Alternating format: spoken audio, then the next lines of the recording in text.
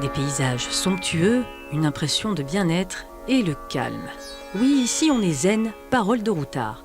Après avoir inspiré des centaines de peintres, la vallée a donc cette fois séduit le célèbre guide qui la classe dans le top 10 de ses destinations zen. Ce qu'il a voulu mettre en avant, c'est quand même les paysages. On est sur un site de peintre du paysage.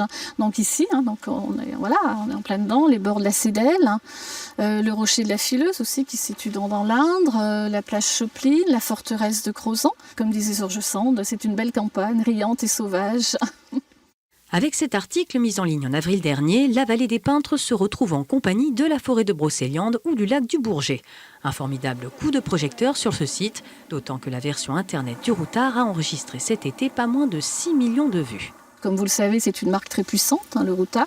Donc on attend bien sûr en termes de notoriété. On est aussi situé auprès de départements et de régions très touristiques, donc c'est bien. Alors là, on peut dire qu'on est dans la cour des grands, entre guillemets.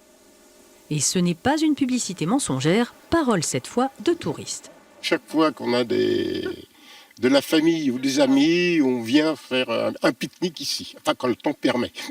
Mais toujours en Creuse, il fait toujours beau de toute façon. Et justement cet été, les hébergeurs et les sites notent une fréquentation à la hausse, peut-être déjà un effet du Routard.